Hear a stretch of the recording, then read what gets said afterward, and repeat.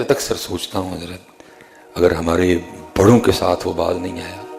ہمارے ساتھ کیا کرتا ہوگا؟ کیسے کھیلتا ہوگا وہ ہمارے ساتھ؟ کیسے کھیلتا ہوگا؟ میں حضرت جی ایک جگہ نہ تقریر کر رہا تھا، یو کے میں تھا، تو بڑا سما بندہ، وہ لوگوں کی آنکھوں سے آنسو جاری ہیں، بڑی کیفیت بنی ہے، باز تو نہیں نہ آتا یہ، اس نے بس کسی کے کان میں پھونک ماری، وہ نوجوان سا لڑکا تھا، وہ اٹھ کے نا، وہ جنہوں نے بلایا تھا ان کو آ کے کہتے جی مولوی صاحب نے کو بس کرو، ٹائم ہو گیا، لیکن اللہ کے فضل نے بچا دیا۔ میں نے کہا سلیمان، شیطان یہی تو چاہتا ہے، شیطان یہی تو چاہتا ہے کہ ختم ہو، یہ جو آنسو بہ رہے ہیں لوگوں کے، جو تو لوگوں اللہ کے فضل سے لوگوں کو اللہ کی طرف بلا رہا ہے، وہ یہی تو چاہتا ہے یہ ختم ہو، تو وہی کام کرنے لگا۔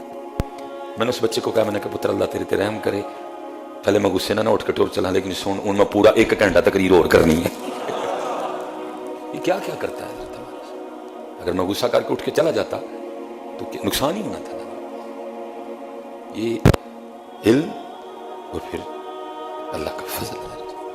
یہ تو حضرت آپ اس سے لڑ نہیں سکیں گے، آپ اس سے لڑ نہیں سکیں گے، علم،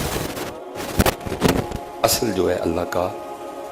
میں اکثر سوچتا ہوں حضرت کیا کیا نہیں ہم سے کرواتا ہوں،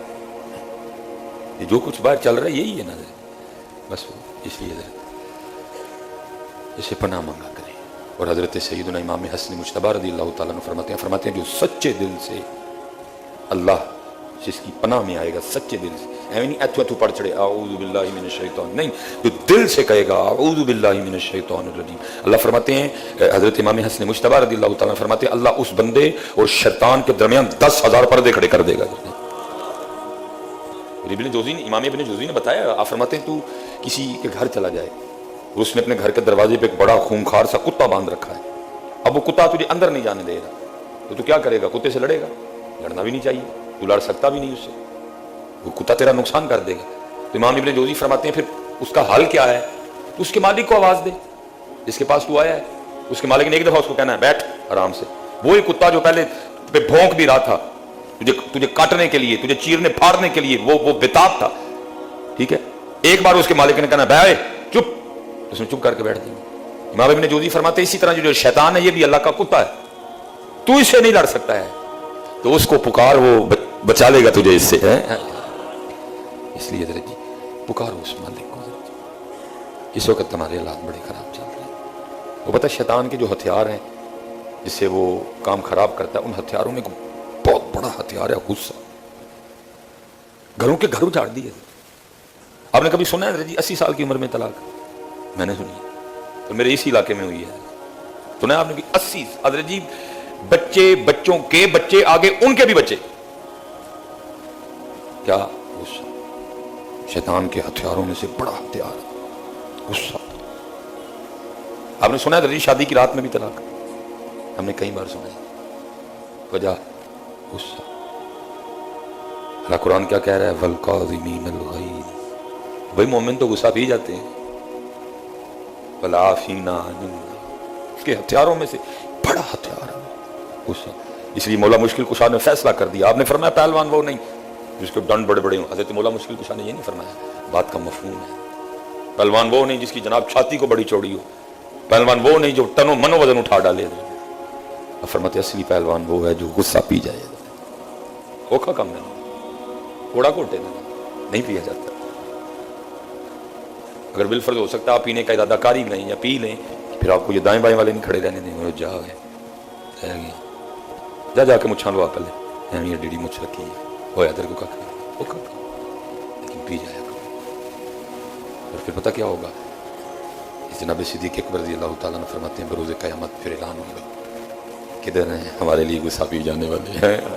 سارے معاشرے کا مزاج، میں سمجھا کہ بھائی ایک معاف کر دینے، غصہ پی جانے سے پڑا ہی نہ دیکھ غصے کا بنا ہوا ہے، سارے معاشرے کا مزاج ہے بدلہ لینے کا بنا، ہر بندہ اپنے کسی نہ کسی دبا کے بیٹھا ہوا ہے، وتر دب کے رکھے ہے، اور ہم موقع کے منتظر ہیں، موقع اور ہم بدلہ لیں اپنا پورے کا۔ فرمایا جو ہمارے لیے معاف کر دے پھر اعلان ہوگا، کدھر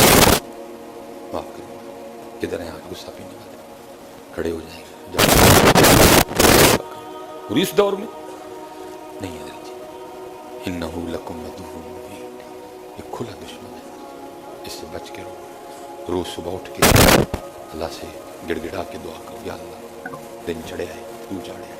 میرے زور نہ نہیں چڑھے، اتنا میں یہ چاڑے آئی، یہ پھر آئی دا دن دکھائے، مینو اللہ دیکھ لو بچا لو، مینو نفس دیا شرارت گڑ گڑاؤ سو اٹھ کے، اور جو مرضی حالات میں اسپیشل جتنے نوجوان بیٹھے کبھی مایوس نہیں ہونا، مایوسی کفر ہے، مایوس ہو جس کا اللہ کوئی نہیں ہے، مایوس ہو جس کا اللہ کوئی نہیں ہے۔ میں ادھر یو کے میں تھا، ٹھیک ہے بڑی ترقیاں بھی لیکن بڑا کچھ اور بھی وہاں اسپیشل ایک شہر ہے برسٹل، وہ پل بنا کے خودکشی کر دیتے ہیں، جہاں لوگ خودکشی کرنے کھڑی کر کے پل سے چھلانگ مار دیتے ہیں، پتہ کیوں؟ کیونکہ ان کا اللہ کوئی نہیں، اللہ وہی اللہ، ان کا بھی اللہ ہے لیکن وہ اس کو بھلا چکے ہیں۔ وہ اس لیے اسپیشل پل بنا ہوا ہے، مجھے وہ لے کے گئے بچے اسپیشل دکھانے کے لیے، میں گئے ہی نہیں کیونکہ میں جیسے جیسے پل کے قریب جاتا کیفیت میں گھٹن جاتا، ایسی کو نحوست سی اس جگہ میں نے کہا چلو اب بچے لے آئے تو ان کا دل نہیں میں نے توڑنا، اور میں نے کہا یار کتنے سائڈ پہ ہو کے کھلو کے دیکھ لیں، وہ سائڈ پہ اترے تو اللہ نے ایسا کرم کیا بڑی شدید بارش شروع ہو گئی، ہمیں جلدی سے واپس وہ کہتا پل بنا ہوا ہے برسٹل شہر ہے جہاں لوگ دور دور سے نا خودکشی کرتے ہیں، خودکشی کی جگہ بنی ہے، کیوں؟ کیونکہ ان کا اللہ کو کبھی مایوس نہیں ہونا، بس اسے مانگنا، اور اگر نہ ملے تو پھر بھی مایوس نہیں ہونا، پھر مانگنا، پھر نہ ملے تو پھر دل چھوٹا نہ کرنا، محنت کرنا پھر مانگنا، دے گا تمہیں، پھر بھی نہ ملے تو پھر سمجھ جانا یہ چیز میرے لیے ٹھیک تھی ہی نہیں ہے، اس لیے نہیں